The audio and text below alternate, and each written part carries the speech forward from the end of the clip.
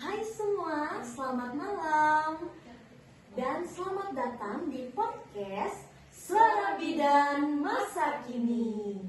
Pada malam hari ini kita berada di Praktek Mandiri Bidan Sri Mugina STR Club dan kita mengundang narasumber kita, Kakak Bidan, dan kita akan membahas tentang komunikasi modern dalam kebidanan di era modern.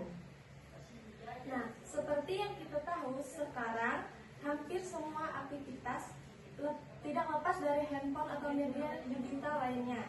Dalam pelayanan kebidanan pun, komunikasi lewat WhatsApp atau media online lainnya sudah jadi hal yang biasa. Tapi tentu saja, meskipun terlihat mudah, cara berkomunikasi tetap perlu diperhatikan supaya pesan yang disampaikan bisa dipahami dengan baik dan pelayanan tetap berjalan secara maksimal. Baik, hari ini kita sudah ditemani oleh Kakak Bidan Adina Yusti Islamadina STR Guard, seorang bidan pelayan yang sehari-hari terlibat langsung dalam pelayanan kebidanan. Terima kasih banyak Kakak sudah meluangkan waktu untuk berbagi cerita dan pengalaman bersama kami. Baik Kak, kita langsung masuk ke pertanyaan pertama ya Kak. Jadi menurut Kakak nih, seberapa membantu komunikasi modern seperti WhatsApp atau media digital lainnya dalam menunjang pelayanan kebidanan sehari-hari Pak? Oke, pertanyaan bagus sekali ya. WhatsApp dan media digital yang kita ketahui anak muda Gen Z. Kalau kalian tuh kayaknya Gen Z ya. Kalau Gen yang di atas saya kayaknya udah milenial. Iya, saya pas-pasan Gen Z ya. Oke, untuk WhatsApp yang seperti kita ketahui sehari-hari kita sudah terbukti ya mempermudah. Pertama, mudah sekali kan. Pastinya, misalnya kita jemput sama orang tua, kita jemput sama halnya seperti di bidang pelayanan, mau kesehatan bidan, nakes, perawat dan semuanya. Jadi WA dan media digital itu sangat menunjang atau membantu pelayanan kebutuhan pelayanan ke sehari-harian. Nah ini adalah meningkatkan akses informasi, kesinambungan pelayanan ya, dan juga memperdekat antara pasien dan nakes lainnya. Jadi kalau dari Kemenkes itu ya, Kemenkes itu dia menekan ya pemanfaatan IT. Artinya pemanfaatan IT adalah transformasi sebagai transformasi saat sistem pelayanan. Jadi dari pelayanan kesehatan meningkatkan mutu dan jangkauan pelayanan kesehatan, khususnya pelayanan kesehatan ibu dan anak. Jadi yang kita ketahui dari media digital ya, media digital ini bisa membuat bidan itu memberikan edukasi. Kemudian juga jadwal ANC, kemudian imunisasi dan juga kita tahu kadang pasien itu minta tolong kayak Kak boleh minta WA-nya nggak ya Kak biar saya konsul ya kan ya. Jadi dia tidak harus tetap muka. Nah dari situlah ini ada prinsipnya, ada kuncinya dari KOC. Ada yang kayak kalau kita ketahui ya nanti kalian di tingkat berapa ada yang namanya continuity of. Jadi dia pelayanan berkesinambungan dari dari remaja kemudian sampai dia dari hamil, ada juga hamil sampai bayi balita ya. Jadi sangat membantu dalam pelayanan kesehatan. Selanjutnya dari pengalaman Kakak Bidan selama bekerja, apakah komunikasi modern ini bisa mempercepat atau mempermudah komunikasi atau koordinasi dengan pasien atau tenaga kesehatan lain di dunia klinik? Oke, kalau untuk pekerjaan itu ya dalam hal yang lebih mudah, sangat mudah. Kenapa? Karena dalam pekerjaan komunikasi tadi pertanyaannya adalah komunikasi yang efektif ya. Komunikasi modern ya. Komunikasi modern itu dia membuat pekerjaan lebih mudah dan cepat. Kenapa? Karena kita bisa berkoordinasi dengan baik. Artinya antara pasien atau tenaga kesehatan lainnya. Nggak usah jauh-jauh dari PMB. PMB kita pastinya antara PMB atau puskesmas. Kalau misalkan ada pasien yang kegawat daruratan dan lain halnya, itu kita pasti berhubungan dulu, berkoordinasi. Selamat pagi Pak, Dok, Bu, apakah ada tempat untuk ruangan pasien ini? Jadi artinya di sini ada batasan operasional juga ya. Tapi itu nanti ya. Kemudian juga dari media digital ya. Media digital ini adalah menemukan penyampaian informasi secara real time. Artinya dia tidak membuat pengambilan keputusan itu lebih cepat dan juga dalam tingkat atau tindak lanjut saat pelayanan. Nah, jadi ketika kita sudah punya komunikasi modern kayak grup WA ya, kemudian atau lain halnya bisa juga ada namanya aplikasi, saya lupa aplikasi yang memang biasa kadang dokter-dokter itu mempermudah secara online. Jadi dia kadang bisa beli aplikasi. Sekarang gencar-gencarnya ya, gencar-gencarnya para nakes itu membuat aplikasi. Iya, Membuat aplikasi sendiri ya Kak? membuat aplikasi sendiri. Membuat aplikasi sendiri itu supaya memudahkan. Gak usah jauh-jauh dari rumah sakit, mereka punya aplikasi kan untuk rekam medis. Mobile check. Iya, itu juga bisa. Mobil JKN kan, gak usah jauh-jauh kan. Jadi itu bukti nyata, real time. Jadi itu akan mempercepat tindak lanjut pelayanan. Ya. Kemudian juga dari Kemenkes RI juga ya, pedoman pelayanan kesehatan bahwa kalau sistem komunikasi yang efektif dan cepat itu dapat meningkatkan efisiensi kerja tenaga kesehatan. Kemudian juga menurunkan keterlambatan atau dalam pelayanan pengambilan keputusan yang tadi saya bilang ya. Dan juga dia memperkuat sistem rujukan. Saya harus sampaikan. Jadi sistem rujukan antara makanan dan neonatal itu sangat penting. Kalau misalkan kita kadang ada pasien yang tiba-tiba, datang-datang sudah mau brojol, tapi sebelumnya dia tidak ada riwayat pemeriksaan. Ya, itu sangat-sangat harus cepat tanggap dan keputusan harus tepat. Ketika itu, tapi kita tetap yang namanya contoh ada di pasien dulu, ya nggak boleh itu harus jangan dilupakan pasien untuk menyelamatkan diri sendiri. Bahwa tindakan ini memang adanya real time bahwa keluarganya mengetahui kejadian saat dari awal datang. Nah, itu contoh salah satu contoh. Sehingga kalau misalkan dari grup WA atau contoh kayak Telegram, kadang ada di Bayangkara atau juga pakai Telegram. Telegram kan lebih mencakup lagi ya, lebih besar lagi. Jadi yang saya ketahui, tapi kalau di PMB di grup WA kami ada grup WA.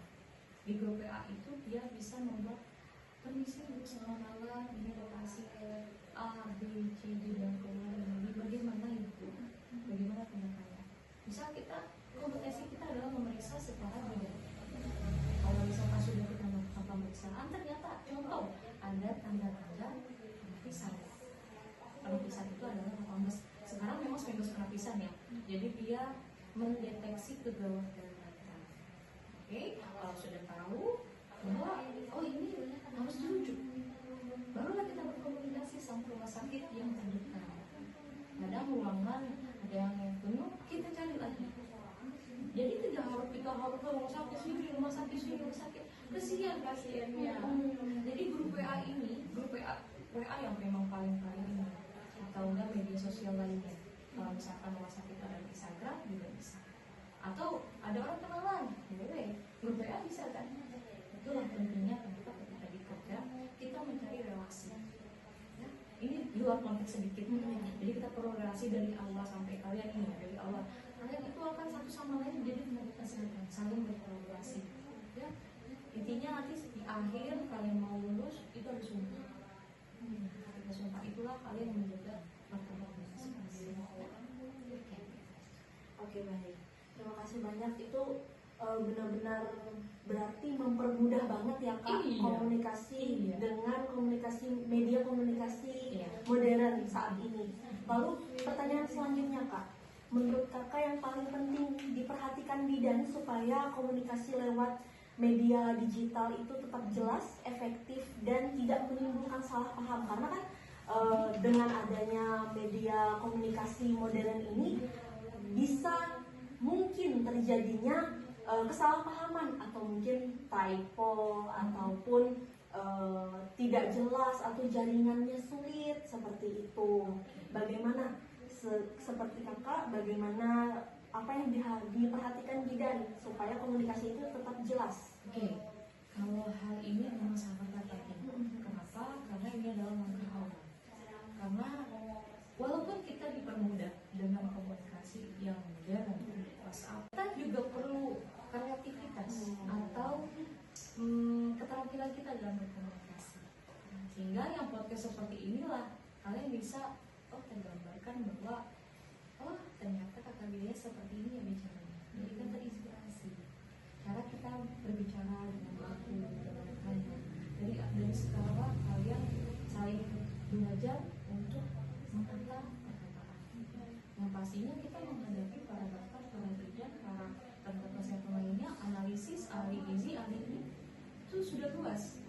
Mereka sudah punya pendidikan dan cara berkomunikasi yang tepat dan harus bagaimana. Itu sudah ada pasti sudah diajarkan sama dosen juga. 3 hal yang penting ya. Pertama, kejelasan informasi. Kita misalkan ada informasi tentang pasiennya A, B, C, D dari orang. Ternyata yang kita lihat pasiennya tidak seperti itu. Jadi kita harus melihat dulu pasiennya. Setelah itu baru kita memberikan informasi yang jelas. Dan pastinya harus ada bukti, harus ada pemeriksaan, ya. Kemudian juga etika komunikasi yang saya katakan. Kita muda, tua, dan satu sama lain itu punya etika. Mau satu sama lain, kita punya etika, kita punya hak untuk diingat, ya. Jadi ketika kita berkomunikasi dari cara selamat datang, selamat pagi, selamat siang, secara etika paling pertama aja kita sapa. Jadi itu enak. Tapi karena ketika kita grup WA atau apa, kita mengucapkan selamat pagi Bu, mana pengaduannya. Ini ada kami dari PMB Ibu Islamina, ternyata ada pasien Bu A, B, C, D, sampaikan. Itu sudah diberikan. Karena kita harus mengucapkan selamat malam, ya. Nah, memang kita terkenal 24 jam, memang. Tapi kita tetap juga harus menghormati, ya. Kemudian juga batasan profesional. Jadi batasan profesional itu yang kita tahu, profesional artinya kita memiliki kompetensi dan kewenangan masing-masing. Ada arahnya bicara, ada arahnya pengetahuan, ada arahnya kedokteran, ya. Jadi kalau misalkan Kemenkes RI itu ya komunikasi yang modern itu dia harus dilakukan secara mudah dipahami dan yang bisa disampaikan sesuai kompetensi dan kewenangannya, sesuai profesinya masing-masing, ya. Yang melewati atau melenceng tidak boleh, ya. Makanya diciptakannya kolaborasi bersama ahli bidan, ahli gizi, ahli ini, satu sama lain mereka punya pembelajaran atau materi yang sudah mereka kuasai masing-masing. Penting kolaborasi. Oke. Kemudian juga bidan itu pastinya untuk bahasanya mungkin yang sederhana. Kalau kita ke pasien ya, sederhana, mudah dipahami, dan kita tahu misalkan pasiennya ini terbata-bata atau pemahaman pasiennya sekian aja, kita lebih haluskan kaitannya. Jadi kalau kita melakukan pemberian informasi ke pasien, contoh kalau kita mau beli, pasien tiba-tiba bingung nih, kita nggak mungkin dong masih tahu, Bu, pasiennya diagnosisnya seperti ini. Itu caranya kalian mengolah apa-apanya lebih sederhana lagi dan lebih baik. Tapi ingat, jangan sampai mengenyampingkan budaya mereka, ya. Budaya mereka misalkan, budaya mereka seperti ini, tidak. Ini sedikit-sedikit agak lenceng, cuman ini belum aja ya. Dan juga pastinya ketika informasi itu disampaikan, ya, mau ke pasien, mau ke itu harus yang pastinya edukasi kesehatan, ya. Informasi yang edukasi kesehatan tidak ambigu, tidak pastinya apa? Dilarang keras bidan itu membungkam aib pasien. Itu sudah sesuai prinsip, ya, sesuai udah peraturan. Nggak boleh. Kamu misalnya kita mau nggak, kita lagi punya penyakit ini, kita mau mendekatkan diri dengan bidan. Ketika kita sudah percaya, ternyata bidannya keluar sini, nggak etis kan? Kita yang sosialisasi ke tetangga aja, kita punya jauh sama pasien juga. Itulah membuat daya tarik kita ke pasien. Bahwa pasien itu percaya dengan kita. Kalau misalkan kita aja nggak membuat mereka percaya dengan kita, bagaimana terjalannya PMB? Jadi di PMB ini pun juga kalau ada pasien yang berkeluh kesah atau punya ini, kami jaga. Tidak perlu. Tapi ketika memang ada saatnya mungkin, contoh ya, kebutuhan yang tentang kita pasien ini perlu disampaikan. Kalau memang itu diperlukan, contoh secara hukum. Kalau misalkan di hukum pasiennya seperti ini, kita perlu jelaskan. Artinya ada tanda adanya komisi yang memang kita harus sampaikan ketika diperlukan oleh tim. Itu hal hukum ya. Tapi kalau keluarga, kita harus tanya dulu, biarpun dia keluarga. Kita harus tanya dulu, misal ya, dia punya tante, kita harus tanya dulu sama pasien bersangkutan. Ini kita sampaikan. Kita belum tahu, kita nggak tahu pasien yang bukan berarti kita tidak percaya, tapi kita menjaga kerahasiaan. Misalkan ya, entah saya pernah melihat bahwa pasien ini tanya katanya keluarga tantenya, dia ini kenapa ya dia ini. Nah, saya buat duit yang dia ngomong ini.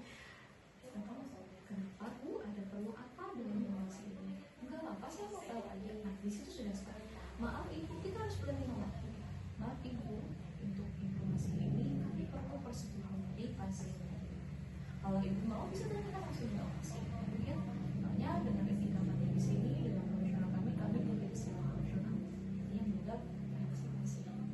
Jauh-jauh lagi, misalkan kita mau di KB, ya, di KB privasi pasien harus terkoden. Itu udah jelas. Hal yang pertama, ya, ini sederhana aja ya, contoh ya. Dan juga misalkan ada pasien datang, kita fokus jangan kita ngobrol. Kalau ngobrol untuk bawa bercanda boleh. Bisa kayak itulah emosi, situasi dan kondisi ya. Jadi ketika tiga ini sudah kalian lakukan, insya Allah pelan-pelan kalian, tapi memang tidak semudah yang kalian menggambarkan badan yang besar. Kalian tinggal bertanya kepada, atau kalian kalau misalkan memang kalian nggak ngerti atau nggak tahu, tanyakan dengan kakak bidannya yang lebih senior atau yang lebih lama di sana. Ya, jadi terciptalah apa tadi pertanyaannya, komunikasi atau ya efektif untuk sesama nakes, sesama bidan. Jadi lebih jalan ya Kak komunikasinya, dan juga lebih nyambung sesama nakes. Dan yang perlu saya terangkan juga ya, mungkin lebih banyak membaca. Contoh ya, kita misalkan mau berbicara tentang misalkan pasiennya berkasus A, ya, kita harus lihat bahwa di rumah sakit ini dia mereka identiknya ada ciri-cirinya. Ciri-cirinya nggak terlalu identik juga sih, cuma ciri-ciri yang saya alami ya. Ciri-cirinya misalkan pasien ini identiknya harus ada data, misalnya panjang badannya berapa, tinggi badannya berapa, itu yang harus kita bicarakan. Jadi jangan sampai kepotong-potong. Jadi itulah di PMB gunanya tingkatan pertama, 2, 3. Jadi tingkatan yang paling atas itu ya sudah datanya dari bawah. Oh ini sudah pas nih. Jadi nggak perlu dipaksa. Itulah komunikasi yang efektif, jelas. Jadi perlunya yang media digital kayak yang saya bilang, aplikasi. Saya lupa aplikasi apa gitu ya. Teman saya kebetulan dia lagi main, dia buat gitu. Jadi ketika itu dia mengirimkan datanya. Nah datanya itu khusus untuk lihat sana ya. Tapi saya lupa apakah itu sudah lama ya. Cuma ini teman-teman dari aja ya. Tapi di luar sana. Tapi mereka bagus jadi ya. ada pembelajaran juga, ada edukasi gitu ya Kak. Berarti itu mempermudah sekali untuk pasien dan terlebih lagi untuk tenaga kesehatan seperti bidan. Dan pastinya juga ada juga tempat yang saya tahu antara administrasi ini kan bidan ya, di bawahnya dokter ya kan. Tapi dokter ini mengelola aplikasi. Jadi HP-nya berapa, urutannya, objektifnya segala macam dicatat di komputer aja. Nyampe ke dokter. Buka rekam mediknya apa? Sebagai rumah sakit. Nah itu pokoknya makanya ya kalau ada mau punya yang pinter-pinter IT nih, pinter IT, gue persilakan. Mereka mau berhenti.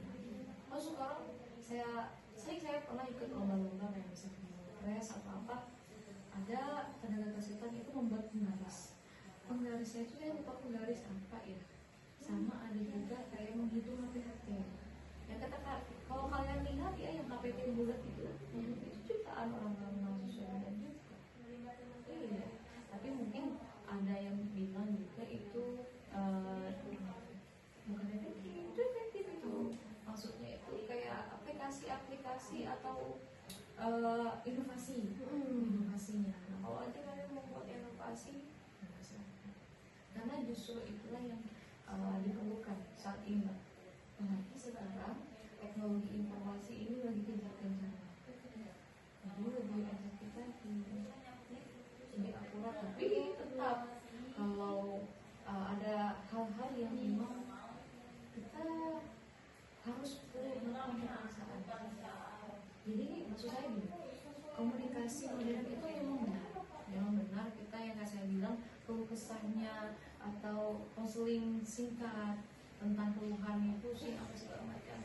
Kita harus kasih tahu juga tanda-tandanya ini harus diperiksakan. Jangan langsung dilakukan tidak ya, kan kita sedikit. Jadi harus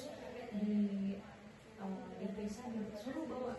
Kalau sekarang kan memang berbeda dengan teman-teman untuk apa saja harus mereka datang ke saya ke tempat kesehatan itu dapat meminimalkan kejadian-kejadian risiko yang kita kegawat-gawat awalnya kurang sekali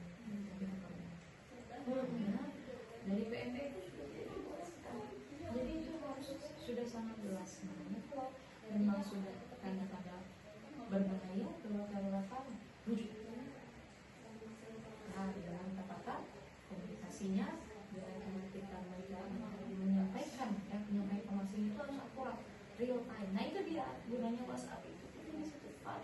Di saat itu kita perlu tapi tanpa harus kita kesana kemana sudah tinggal ada orang di sana kita kasih tahu mereka pasti paham alurnya bagaimana kita tinggal ikuti alur mereka. Kalau kita punya ini ternyata bu ini pasiennya ini kita di sana juga. Jadi kita harus mengikuti apa yang sudah saling percaya. Kan saya sudah bilang batasan profesional masing-masing sudah. Saya yakin sekali ketika kita menuju itu adalah hal yang benar.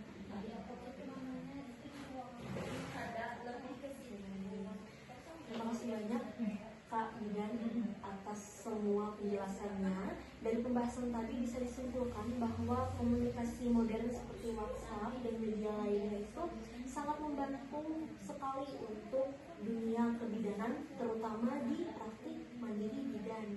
Dan juga untuk kami mahasiswa kebidanan juga tentunya sangat membantu sekali.